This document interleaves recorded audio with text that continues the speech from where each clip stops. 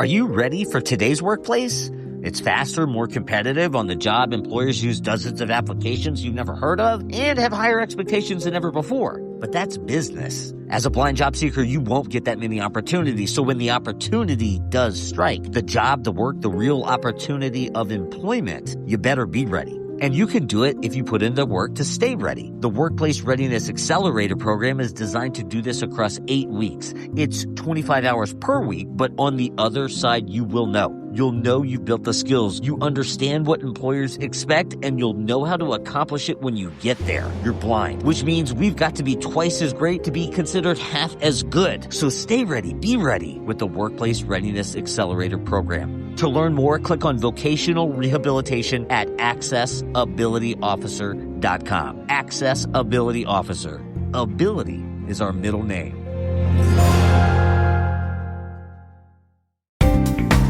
Hello, and welcome to episode 157 of the Eyes Free Sports podcast. My name is Greg Lindberg. Here on episode 157, we are chatting with 4 members of the national women's blind cricket team here in the U.S. And so we are welcoming back 2 members we previously had on episode 150 of this podcast.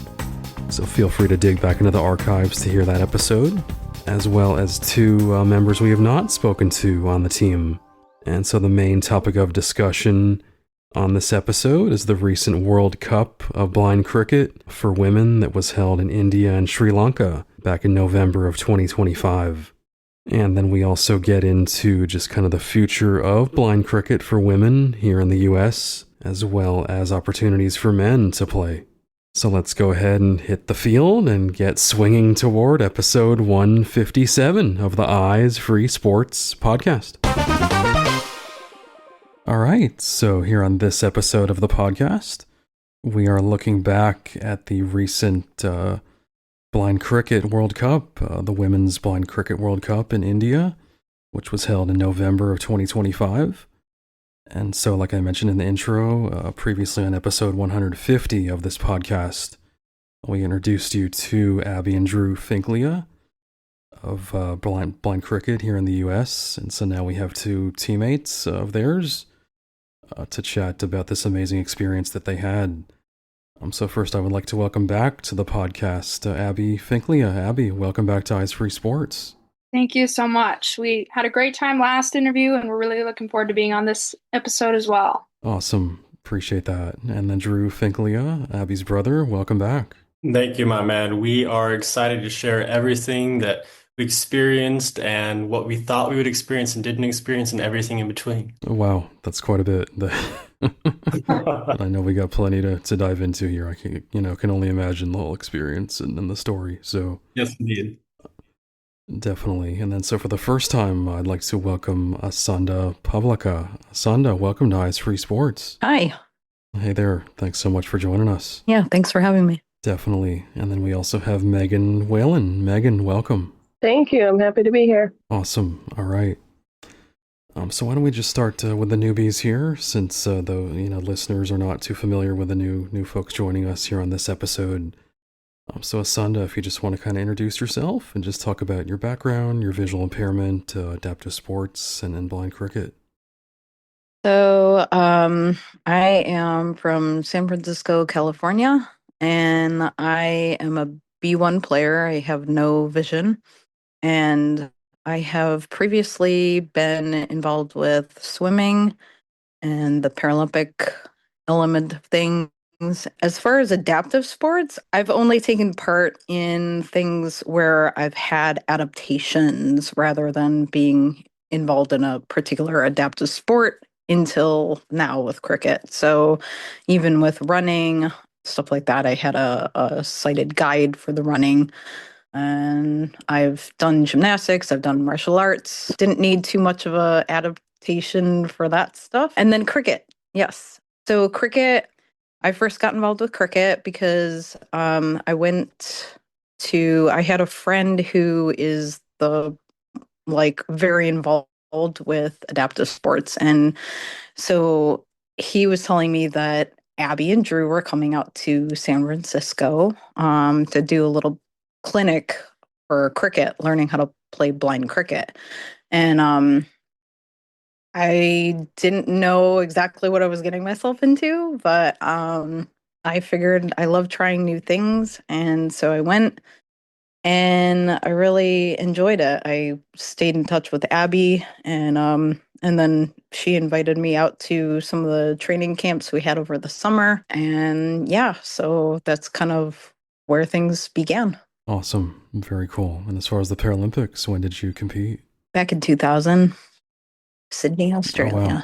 In Sydney. Yeah. Yeah. Very cool. And as far as your achievements, any achievements you want to mention with that? So I broke 2 of my American records while I was there. So that was definitely my achievements for that. Nice. And that was in swimming. Yep. Very cool. Congrats.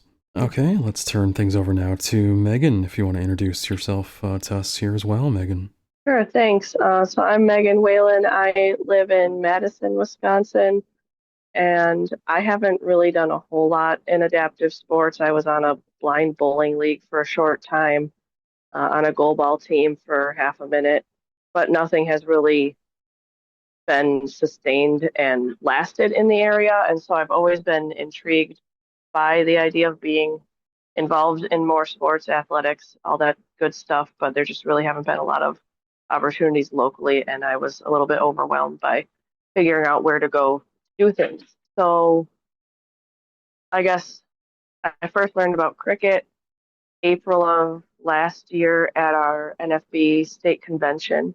Abey and Drew had a little clinic there, and I got to whomp the ball and throw the ball, and that was pretty exciting. And then they mentioned the camps, and so I went to the first just kind of introductory camp in New York in late June, and then went to the long training camp in August in Cupertino, and then made it onto the team, and I guess the rest is history. Nice. All right. Very cool. So let's go back to Abey and Drew. So if you just want to kind of maybe give a little background for those who might not have heard the last episode about this World Cup, just kind of the format and kind of introducing it before we kind of dive into the matches and the results. All right, so just to clarify, just an overview of how the sport works.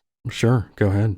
So basically, a lot of people like to draw the comparison between cricket and baseball. It does have some similarities, but once you really get into it, it is pretty different. But the similarities come because cricket came to the US, and then we decided we wanted to change it and be different from the rest of the world, and we turned it into baseball. So there is a lot of similarities, but essentially, you have 2 teams that have 11 players on them. And during the game, you have 2 innings. So during the first inning, let's say the U.S. is playing against Pakistan. During that first inning, the U.S. is batting, and our players are only out there batting, and the Pakistanis are only doing the bowling and the fielding. So for that first bit, that's our chance to get our scores, get our runs.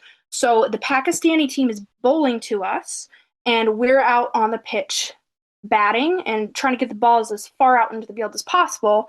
And then a lot like in baseball, the Pakistani team is fielding. They're trying to collect that ball and get it into the middle of the pitch. And once they get it into the pitch, if they can reach the middle before we reach it as we're running between the wickets, then we win, or then they get us out. If we sorry, I can't speak English. If we reach the wicket first, then we score a run. So the idea when you're batting is to score as many runs as possible, be hitting that ball as far as possible.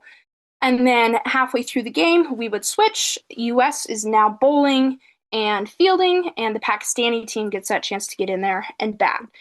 So that's kind of the basics. It's a very, very simplified version of the sport.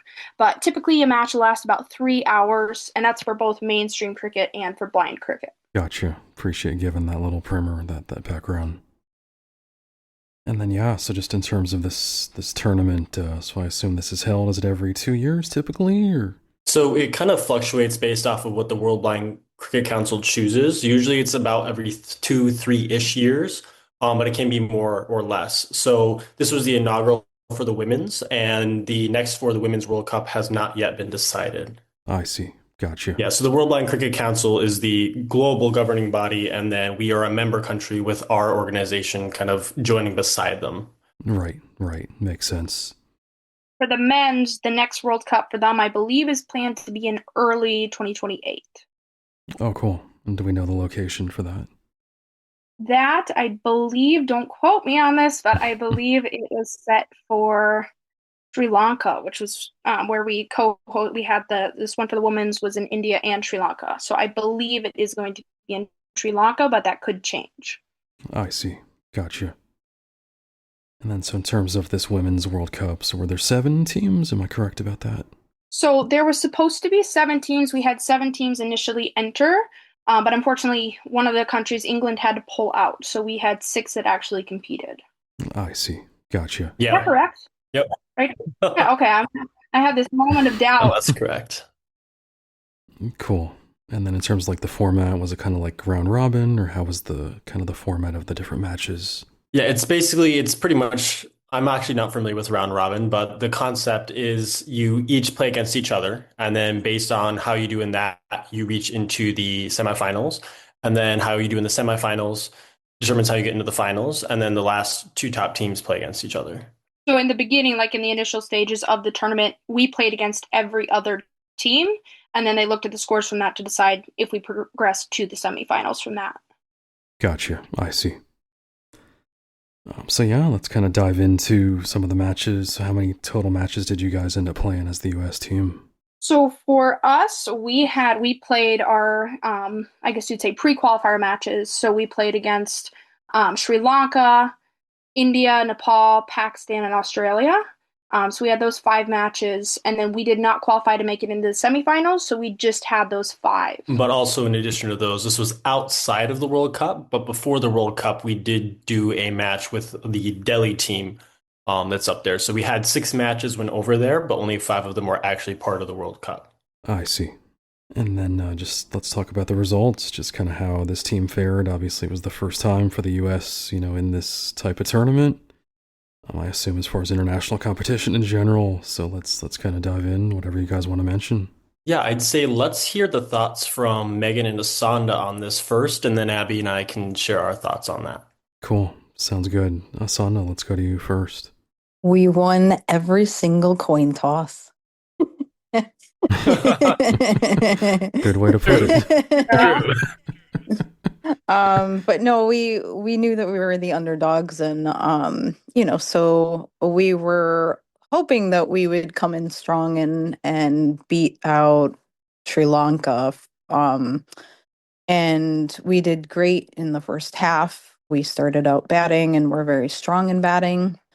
And that was our first game. And so after kind of a week's worth of just laying low inside a hotel, I think like our teammates and stuff, we were all just kind of like not as quick as we could have been out in the field on the second half. So it kind of like we didn't do as well as we knew that we could have. So unfortunately, we did not win that. But and then the rest of the games, we knew that we were headed up against like really, really strong teams. And so it was just a great learning experience to be out there on this grander stage of, higher level competition, and being able to work our way through like the nerves and anything else that was coming up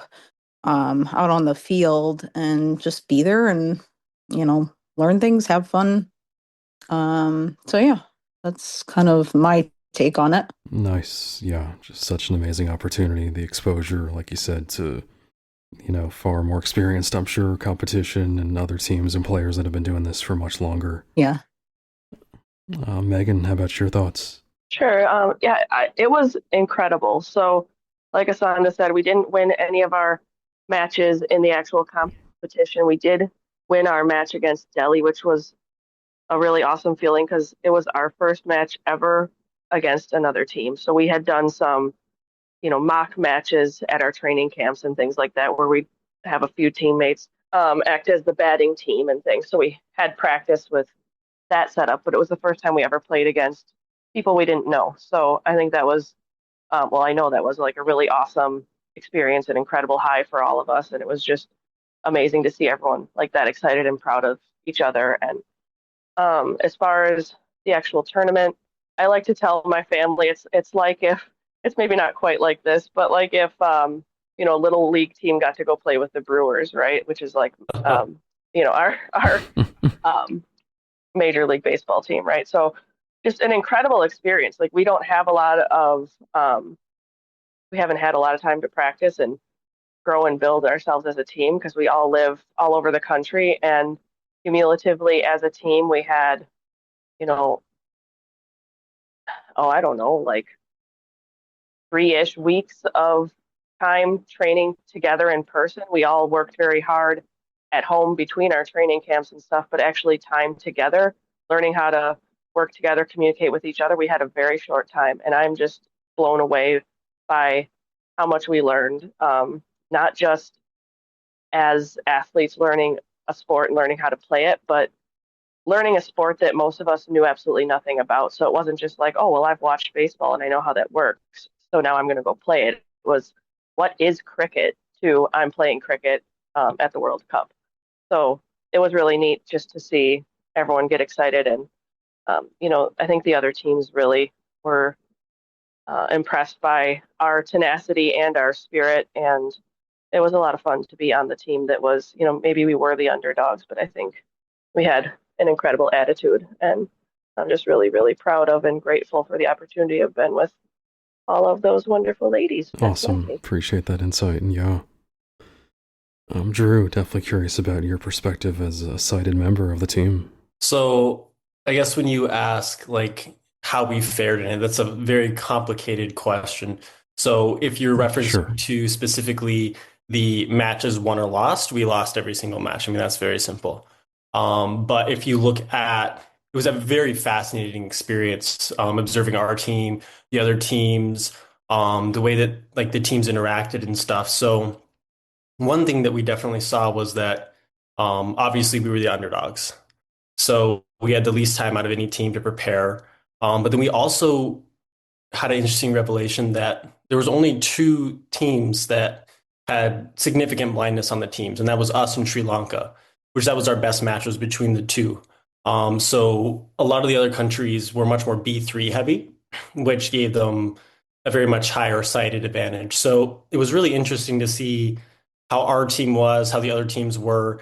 And I'd say at the end of the day, there was only 2 teams that were true blind cricket teams, and that was us and Sri Lanka. So with that said, it was a whole different experience on how you gauge how each tournament went. So one thing that was also fascinating to observe was our girls, the way that they communicated, the way they worked together versus the other teams. So for us, we were 100% positive. So if somebody's out there and they're absolutely crushing it, we would sit along the sidelines. Everyone else would sit in the bleachers from the other team. So we would sit on the sidelines and we would keep building up that batter or that bowler or that fielder and just keep building up that good energy. And if we had someone who's up there who's really struggling, we were there to support them the whole way there, give them everything that they needed from the team on the sideline to keep going, to keep pushing through. What we saw from a lot of the other teams was a lot more of negative interaction. So if somebody's out there killing it, then they get all the praise, all the love and everything. But if they're out there and they're really struggling, they really got cut down by some of their team members or even some of the officials on their team. So that was something that was, for me, really big to see and just super empowering to know that our girls were out here doing something so hard, so extreme, from nothing, basically. And even with all the defeats that they faced, they kept going positively. And then they had an opportunity to basically have training sessions with the best teams in the world. So for them, every match they walked away after playing with the best teams in the world. And from that, they basically got to train with them. So that was a huge gain for us. So we may have lost the matches, but the knowledge, the skills that were gotten from that, and also the team cohesive seemed really improved after all of those things. So I'd say if I was to measure it, we came out at a huge net gain, even if we didn't win any of the matches. Gotcha. Wow. That's a lot there, and yeah, really interesting insight too, like you said about kind of the attitudes of the other teams, and it does kind of make me wonder about like culture, American culture, versus cultures in other countries, and just kind of in general their attitudes, or even in the disability community. I don't know if that might have been a factor, but definitely interesting to think about. I'd say I think it wasn't as much. So, like within each of those teams, you'd have individuals who still did do that. I think one of the big things for the US having that kind of mindset is that was one of the things from the start. We just decided that was how we ran things. So we did not give space for those negative interactions. And all of the girls on our team had that same mindset. So we all had that same vision and desire. So I think part of it comes down to what vision you set in the beginning and then holding true to that. Right, right. That's a good point. I think another thing is like a lot of these other teams, it's huge like in India, it's a huge competition to get onto the national team. Like there are hundreds of players that are trying out for that national team. So it can become a little bit cutthroat when everybody is really pushing and fighting to be on that team. Then it really does change the dynamic when there's just so much competition to be on that team. And you're not playing with the same girls all the time when you have so many people fighting to get on that team. Every year it's a new team of girls. So there's not as much camaraderie, I would Yeah. say, when it's kind of shuffling out every year. Yeah, but I think also once you, as professionals, once you reach a space, it's your responsibility to build that space into what you want it to be. So I think that's one thing that is important to keep in any field. True. Yeah. As far as kind of like the key biggest takeaways that you guys, walked away with when you kind of arrive back home, from this experience, what would you say really comes to mind? We can go to Asanda on that one first. I had never been to that part of the world. So, and I love Indian food. So Ooh, I nice. really, really enjoyed myself as far as the food goes there. And I also, one of the things that I won't really forget is we were invited by the Sri Lankan team once we got to Sri Lanka. We got invited out to just tour around a bit and to see some things while we were there. So they took us through a park, and there were lots of like just interesting trees, and we went to several places where there were like a lot of different like Buddhist statues, and like just Hmm. such interesting things that I wouldn't necessarily see or experience, see in quotes, of course, but experience like just anywhere. And then we also got to go wade out into one of the bays, like out in like towards the Indian Ocean there, and Oh, cool. such Yeah. warm water. And it was a lovely experience, and just the fact that they thought to do that was just very kind, I thought. Yeah, that's real. I was going to ask, about just kind of interaction with the other teams and, how kind of amiable or warm they were. And it sounds like that, especially Sri Lanka really kind of went out of their way to make you guys feel welcome, right? Yeah. Nice. And then I'm curious also, Asana, just in terms of the tournament and, in terms of blind cricket as well, what would you say you kind of learned most from this experience? I guess so. For me, like I've always participated in individual sports.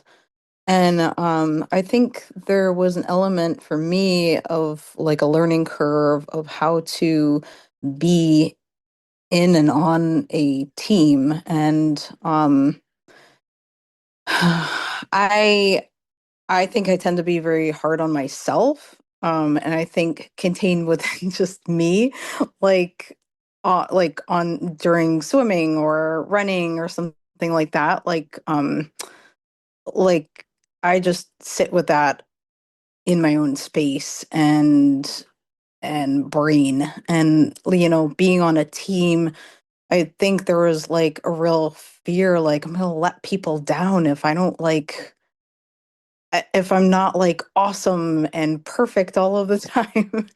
um, and so just like I felt like I came away with a lot of good learnings around that. And I feel like I'm better for that because I really was able to feel into like my teammates and the fact that no, they're supportive 100%.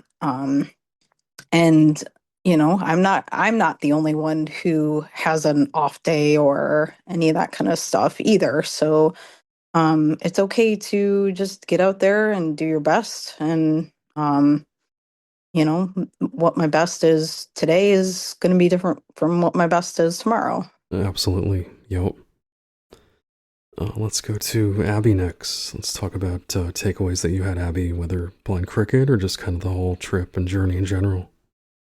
For sure. Well, I'll start with blind cricket, just continue on that trail. For me, I would say the biggest takeaway that I had was when you're playing sport, you can't forget to have fun. And that might sound super cliche, but I noticed a huge difference if our players were out in the field having fun with each other, bantering, goofing around, then they were switched on and they were playing really well. We were all working well together. But as soon as we got discouraged or we were just so focused that we couldn't have fun, then our performance would drop. And that was really, really noticeable. And so for me, like there was one particular match that really stood out to me was playing against Australia. And unfortunately, we got rained out. So most of the team didn't get to experience playing against Australia. But I was fortunate enough to be one of the players who did. And being with Australia, they were bantering with me the whole time. So not just like playing and having fun with your own team, but also extending that to the other teams. And the more fun that I had out on the pitch, the better I played. And it takes away the nerves and it builds up your confidence and it just makes the whole experience so much better. So it doesn't matter if you're in a World Cup, if it's that level, or it doesn't matter if you're at a much lower level, you still need to be having fun when you're out there playing. And that was huge for me. Absolutely. That's so true. Like, playing loose, like you're kind of alluding to, just having fun. No matter the sport, even like in a workplace, I mean, you have to have some fun. Otherwise, it just gets stale and no one enjoys it. Absolutely. Yep. And then how about just the whole trip to India? So I know you had been to India prior, and Sri Lanka, I'm not totally sure, but just talk to me about kind of the whole journey and other maybe excursions or activities as well. For sure. Yeah, this trip was very different from my last trip to India because first time I went to India, I was living with locals, working with locals, and I didn't feel like a tourist. Hmm. This trip, I'm with a whole group of Americans, and I felt very, very much like a tourist. So that was a very different experience. But it's also really cool to share that. Like, had a whole group of people that I was experiencing new things with, making memories with.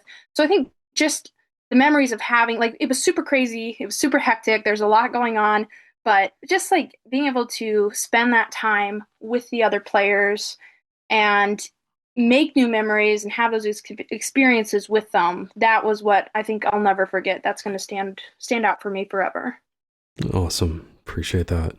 And then Drew, how about you? Surrounded by all these women, right?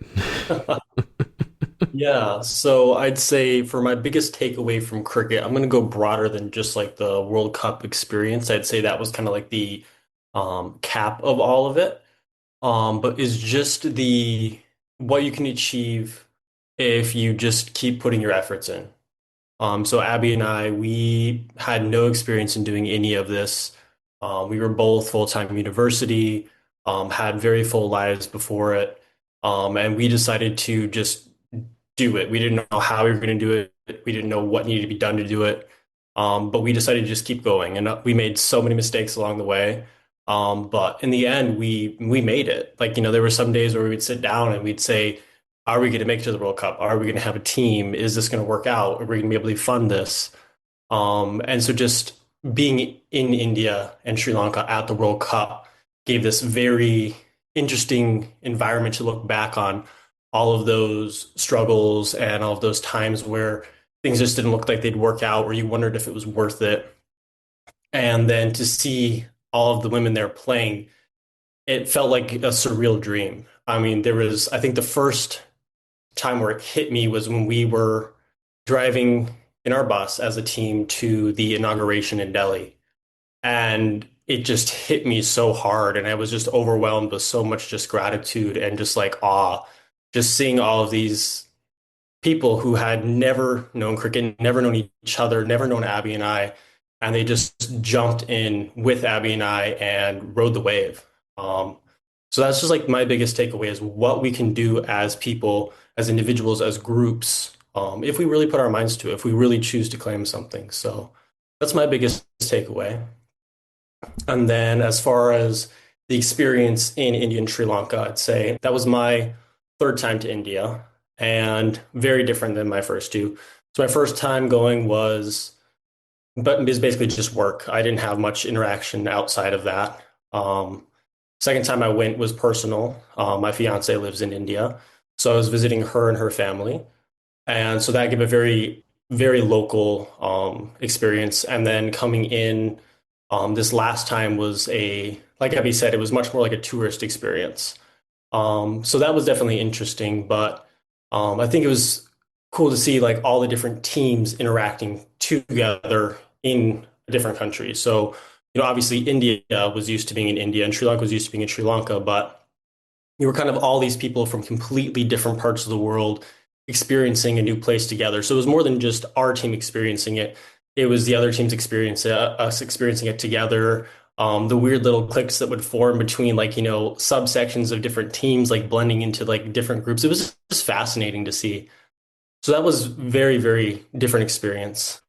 And then I'd say my highlights would have definitely been the Sri Lankan match. That was in Delhi. It was absolutely just amazing to see our girls out there crushing it. I would say that was the only fairly matched match. The other teams were, some of them like 20 years experience, like those kinds of things where it's huge difference. So like as far as an equally matched team and also equal site classifications, with Sri Lanka, and it was just an absolutely surreal experience to see them out there. And then the other would just be the whole time in Sri Lanka. So the when Sri Lanka hosted us, they were absolutely the bomb. It was just like they had everything down pat. They had a whole security team that went everywhere with our team. And they were the absolute coolest people. They weren't just there as security. They were there as tourist guides, security, people to comfort players if something happened. Like they really took the role so seriously of just like extending a peace offering. And it was just a really cool experience to be there and see that. So Nice. Wow. Yeah, that's so cool to hear. And then just to kind of put a bow on this tournament, so I do understand that India defeated Nepal yes, in the championship. yes. And did you guys get to stay and kind of observe, the rest of the tournament? Yes, we were there. Nice. What was that experience like? Our Just team. witnessing. I'll jump in and add something here because this is one of my favorite things about our team. So during the semifinal matches leading up to the final between India and Nepal, we were there for all those matches as well as for the final. And during all those matches, our team got the reputation. We would sit in our bleacher area and we would chant the names of both of the competing teams. So we'd be out there, Australia, Australia, or India, India, and just screaming out the names of both teams, not playing favorites, just cheering on everybody who was out there. And that was really, really fun just to be on the sidelines, cheering on the teams and supporting them from afar. Awesome. Well, I would imagine the energy was pretty high, especially for the final match, would you say? Very. For sure. And I'd like to put Nice. something in on that, kind of piggyback off of what Abby was saying. Our team had absolutely amazing like cohesion with every single other team. So our team was known for like being super outgoing and supporting the other teams. But like every time, like, we'd share a bus after getting like, our asses whooped. And like our girls are like engaging with the other team, like, totally just having fun. And it really created a space of just being able to be people. Like, there was so much pressure for a lot of the other teams, especially to like be absolutely perfect and be at a certain level. But you could really see like when they were with our team, they would kind of relax, let loose, have fun. And so we really got that reputation of just being able to get along with anyone, support anyone. And so that was also really cool to see. That's awesome. Yeah. Sounds like you guys really just brought a lot of positivity in general to the tournament. Definitely. Not only to the team itself, but just even to the other teams too, which is really cool to hear.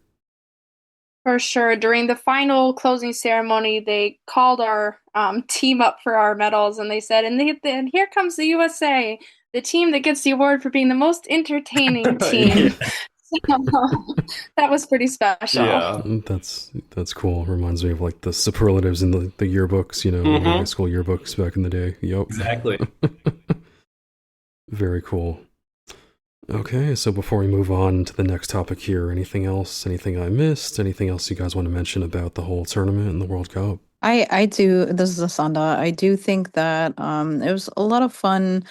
I wasn't as outgoing as some of my other teammates who interacted with the other teams, but I did have my opportunities. Like there was this rooftop pool at the place we were staying in Sri Lanka, and there was one day where like the whole, maybe not the whole Australian team, but like quite a few of them were out in the pool just hanging out. And I did kind of introduce myself and get to talk to a bunch of them, and just have some good conversation and feel like I was, yeah, just like reaching out beyond my little small bubble of people, which was fun and exciting. And also getting to know the Sri Lankan coach.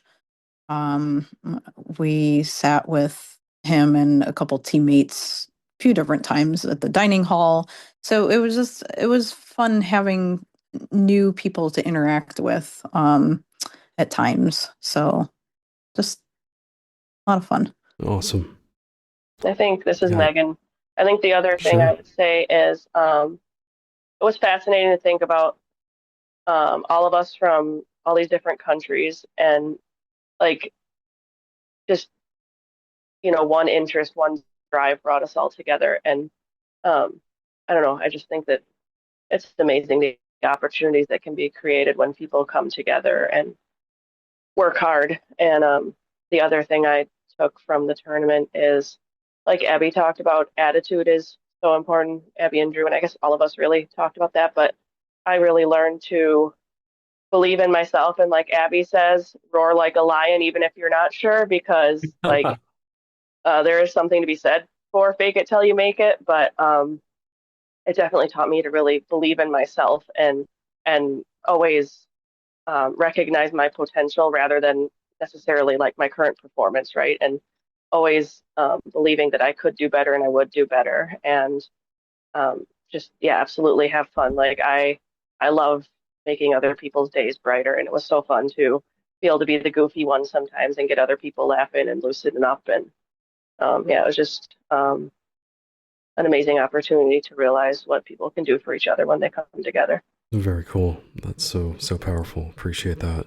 All right, so let's move on to just kind of talking about the future of women's blind cricket here in the U.S. So now that you guys have this, experience under your belts and just kind of soaking it up, I'm sure still, here we are, just not even 2 months since it happened that we're recording this.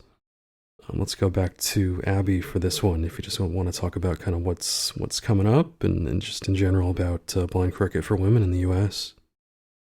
Yeah, for sure. So we started this program kind of with a backwards approach of national first and then trickling down to the state level just because there wasn't enough interest to start at the state level.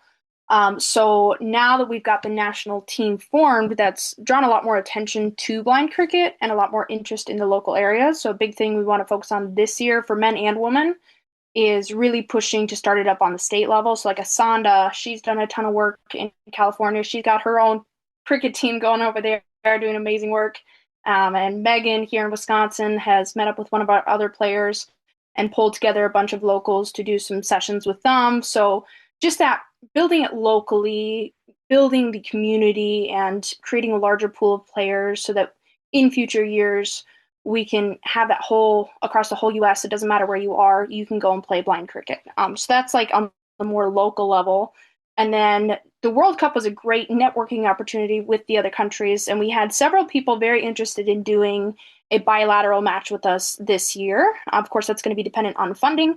But that's what we're looking at right now, is seeing if later this year or potentially next year, but hopefully this year, if funding allows, see if we can set up our next tour where we would be able to go and do a bilateral or a match with a couple other countries.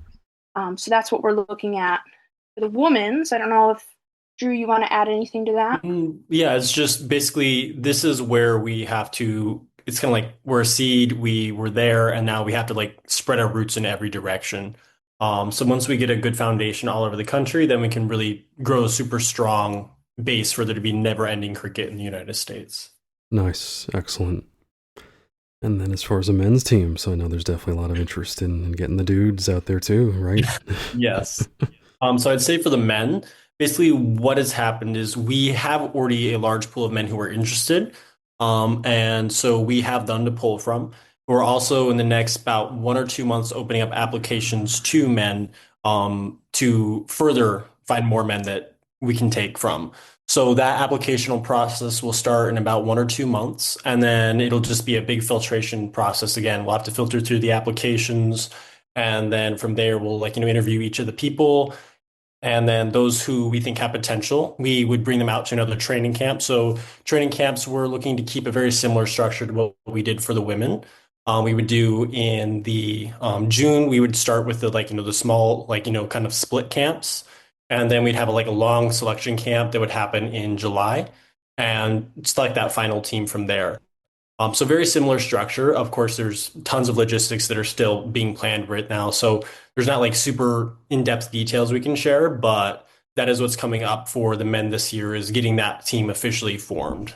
And a fun, exciting fact that typically doesn't happen in any kind of sports, blind or otherwise, our women learned the sport first, so they're going to get to help teach the men's team. They're already doing that locally. Our girls are teaching the men in their area and the women in their area how to play cricket. So it's cool to see. Typically the men's sport starts first and then they mentor the woman. But in this case, the women get that chance to, they know the sport, so they're going to be the ones who are teaching the men. So that's really exciting. Definitely. Awesome. Yeah. Ladies know best, right? Yes. Very cool.